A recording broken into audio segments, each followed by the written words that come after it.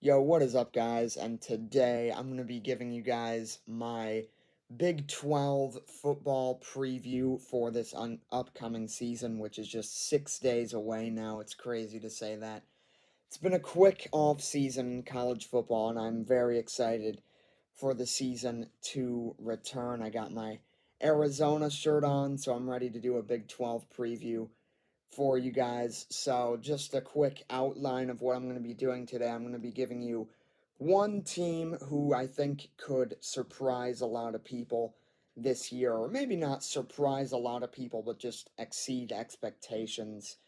And then I'm going to be giving you guys just a rundown of the top few teams in the Big 12 and ultimately who I think will be in the Big 12 championship, which I believe is where the Cowboys play at AT&T Stadium in December. So, first off, I'm going to be giving you guys my kind of surprise team, if you will, this year, or a team who I think can definitely exceed expectations, and that would be Kansas. I think Kansas, obviously, a lot of returning production. They have, I would say, arguably one of the best returning QBs in the Big 12, Jalen Daniels. That is when he's healthy.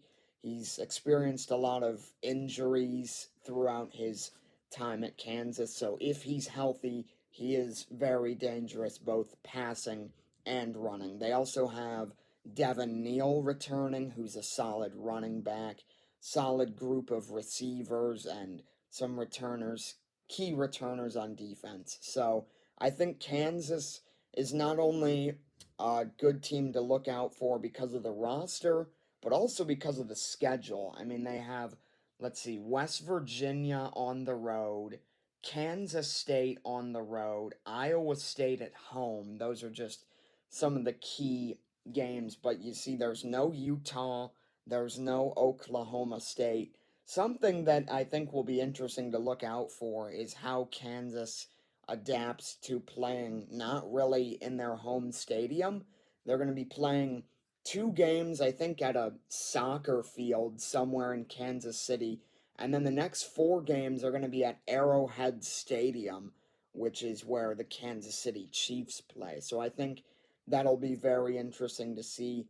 But a lot of the top Big 12 teams are not, or a few of the top Big 12 teams are not on the schedule, such as I said, Utah and Oklahoma State. But they do get teams, as I said, West Virginia on the road. I think West Virginia is going to be a solid team this year. I won't get too much in depth about them, but they're going to be a solid team that's probably going to be hindered by a brutal schedule. It's one of the toughest in the country this year for West Virginia. Illinois on the road, out of conference, anything could happen, but I don't see that being a problem for them. TCU at home, that's, I think, their first game at Arrowhead Stadium of the year. I think they win that. Arizona State shouldn't be very good. Houston shouldn't be that good. Kansas State, I think, is the biggest game of the year for Kansas. That's a huge, huge rivalry and Big 12 championship game implications in that game, I think. And then the rest of the year, I think Iowa State's going to be a solid team for sure. That is home, though, so it's a nice advantage there. It's at Arrowhead Stadium once again. And in the final three games, you got BYU, Colorado, and Baylor. I don't see any of those teams really competing for a Big 12 championship game in December. So I think definitely the roster and the rather preferable schedule will help Kansas, and I think they are going to be my sort of surprise team in the Big 12 who will probably exceed expectations. Now, getting into the top few teams who I think are going to be, obviously, I would say there are three teams who are probably the consensus top three according to what I've been reading here. So I'm going to go ahead and list them. I think they're Utah, Kansas State, and Oklahoma State. But ultimately, I have narrowed it down to two teams who I think will be in the Big 12 championship. The first one of those is going to be the Utah Utes. Um, First off, I cannot wait to see Cam Rising play again. Last year, he was uh, kind of game time decision week 1 against Florida, and somehow he didn't even play the whole season. It was Bryson Barnes, I think, was the backup QB who is now elsewhere. I think he might have went to like Utah State or something. So that'll be interesting to see, as I think Utah and Utah State play each other this year as well. So that should be interesting. But I can't wait to see Cam Rising. He's also one of the best QBs in the Big 12 this year. There are a lot of solid QBs in the Big 12. Obviously, Shadur Sanders, Noah Fifita for Arizona, Jalen Daniels. We'll see if Avery Johnson for Kansas State. Um, I mean, he obviously got some playing time last year, I think, when Will Howard was injured, but not a lot. Um, I'm forgetting, well, Cam Rising, as I said. So there are a lot of really, really solid QBs in this Big 12 conference, and Cam is definitely one of them. Utah, I think, along with Kansas, not only has a very, very strong team, they're going to have a very solid defense, as they always do under head coach Kyle Whittingham. Let's take a look at their schedule here. So, Southern Utah at home, I don't really have anything to say about that one. That's a win. Baylor at home, I think that's a win as well. Utah State on the road, that's a win. And I think, I'm not going to lie, I think their two toughest conference games come the first 2 weeks of Big 12 play. Or, well, I guess technically Baylor is first, but Oklahoma State on the road, I think that is just a massive, massive game. One of the Big 12 games of the year for sure. Oklahoma State's going to be really solid. They have a lot of returning production from last year as well, which is always a good thing to see from year to year for teams who are, especially teams who were successful last year, as OSU was. Um, Oklahoma State on the road, I think that's a massive game. Arizona at home, that's also a massive game. I think Arizona probably has the best QB and wide receiver duo returning in the country, which is Noah Fifita and Tetaroa McMillan. I think those two guys, especially with a lot of experience playing with each other last year, are going to be even more dangerous this year for Arizona. But I can see Utah winning that. Salt Lake City, Rice Eccles Stadium is one of the tougher places to play, arguably the toughest place to play in the Big 12. So I think Utah will get it done there. Arizona State on the road, that's a win. TCU at home, that's a win. Houston on the road, they sweep those three, get another bye. BYU at home, the Holy Wars, as they call it, that's always a big game. But I do see BYU coming out, or not BYU, Utah coming out on top in that one. Colorado on the road, Folsom Field is going to be rocking for that one. That's going to be a big game too, but I think Utah wins that one for sure. Iowa State at home. Iowa State's going to be, as I previously mentioned, they're going to be a solid team this year. But because it's home, I will say Utah pretty confidently here. If it was away, we might have a different story. I don't know. UCF on the road is how they finish out the season. UCF is going to be very strong, especially in the offensive skill positions. You got KJ Jefferson at QB. He's another one I forgot, actually, of the star QBs in the conference. RJ Harvey is the starting running back returning from last year.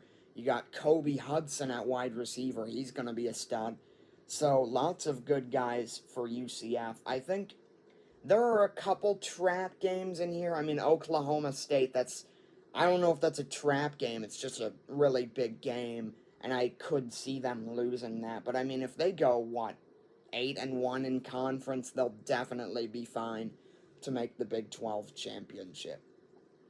And I think their opponent in the Big 12 championship is going to be Kansas State. I think Kansas State also very preferable schedule, and I'm going to break it down for you guys in a little bit. But a lot of what this team's success is going to be built on, as with almost any team, is the quarterback position. I think if Avery Johnson is really as good as some people think that he is, then this is definitely not only a Big 12 contender, I think a CFP contender this team is. DJ Giddens returns as well at the running back position. He's one of the better running backs in the Big 12 for sure. A solid group of wide receivers and a solid defense as well. Looking at the schedule, UT Martin, that is home. That's going to be a win. Tulane on the road. Tulane will be one of the better teams in the group of five, but it would be hard to see Kansas State losing this. It is in New Orleans, though, so we'll have to see. But I think they win that easily. Arizona. So, fun fact, this is actually not a conference game. It is Kansas State, Arizona at home. It's a Friday night non-conference game, which I think is a big point. So even if they lose that, their conference record will be unharmed, but their CFP potential obviously will be. BYU on the road, I think that's a win. I don't know how strong BYU is going to be this year. Oklahoma State at home. Kansas State, as you will see as I go down the rest of this schedule, all of their toughest games, except for maybe one, which I'll get to in a bit, is at home. All of their toughest games at home this year. Colorado on the road, West Virginia on the road. I think those are both wins. The West Virginia one could be tough, though. We'll see. Kansas at home, I think that's a big game, but I think the home field advantage gets them the win in that one. If it were at Lawrence, or I guess not at Lawrence, at Arrowhead Stadium, per se, I think that might be a different story, but I think because it's at home, Kansas State gets the win there. Houston on the road, that's a win. They get into a bye. Arizona State, Cincinnati, those are both gimme games in the Big 12. I think they win them both. And then the last game of the season, Iowa State on the road. This is by far the toughest road game that Kansas State is going to have. I think that could be a trap game, and it could be a tougher game than a lot of people think it might be for Kansas State. But because of the way this schedule is brought out, you have Arizona, Oklahoma State, and Kansas all at home. That is a huge factor, and I think on that note, they get into the conference championship game against Utah. Going through some of the other teams in this conference, I think it would be kind of rude not to talk about Oklahoma State. They're obviously the only team in this newly formed Big 12 who made a conference championship game last year, and they made this one. They made the Big 12 championship. They returned 10 starters offensively, 9 on defense. They are going to be one of the most experienced teams in the country, and that is a team from last year who made the Big 12 championship. They know what it is like to play in that game. You've got Alan Bowman, the quarterback. He's back this year. Ollie Gordon is going to be one of the best players in the country. I think just pure skill-wise, you could definitely argue one of the best players in the Big 12. I hardly knew who he was entering last year. I think it was a game against Kansas State that I was watching last year that I learned about him, and now he's like one of the most highly touted prospects for the NFL next year. A solid group of receivers returning, almost everyone on the O line returning, and then defensively, 9 starters returning from a pretty solid unit last year. I think Mike Gundy, I mean, this team for almost as long as I can remember has won 9, 10 games a year, and that's a really nice standard to be at in a Power 5 conference. So, I think the returning players, the returning staff that they have is definitely going to be a key factor for this team, but unfortunately, they do have some tough games, and they do have some tough games on the road. The biggest one of those is going to be Kansas State. Similar to some teams that we have talked about, Oklahoma State's, I would say, arguably their 3 toughest conference games are the first 3 that they play. Utah at home, Kansas State on the road, West Virginia at home. I think those are 3 of their toughest conference games easily. And that the way that they start that stretch in the Big 12 is going to be very indicative, I guess, if you will, of how they perform the rest of the season. Because if they can get through that stretch with maybe just 1 loss and they start the year 5-1, I think they definitely have the Big 12 championship game in their sights. But Utah and Kansas State as their first 2 Big 12 games, I think that's an absolutely brutal break. But maybe, I mean, even if they win one of them and then run the table the rest of the way, I think the Big 12 championship game is definitely there for them. Iowa State, I think, is the last team I'm going to talk about today. Iowa State is also one of the most experienced teams in the country. They were 7-6 last year, so obviously not as good as Oklahoma State was, but they do return a lot of production, including at the QB position. Rocco Becht, who also, I keep forgetting these QBs. He's gonna be a solid QB as well. Um, I think Matt Campbell is really an underrated coach for what he does with that program. I honestly can't remember the last time I didn't see them in a bowl game. So I think Iowa State is definitely someone that you should look out for. And I think also I think they do best when people aren't expecting them to do as well, which right now I think they sit just outside the top 25 as we look at their schedule here. Iowa on the road week 2. That's a big game. Obviously, doesn't affect their conference standings, but it is a big game. Arkansas State at home week 4. That's a win. So out of conference, obviously either 3-0 or 2-1, depending on how that Iowa game goes. Houston on the road, Baylor at home, so they get a little bit of an easier start to conference play. I think those are both wins. West Virginia on the road, that's a tough game, and I think that's definitely one that they could drop, especially considering that it is in Morgantown, West Virginia.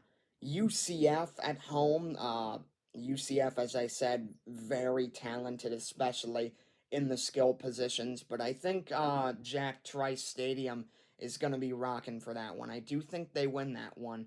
Heading into a bye, they get Texas Tech at home. I think that's a win. Texas Tech could be pretty solid this year, but I don't think they're going to be at the talent level that Iowa State is, especially with all that production returning from last year.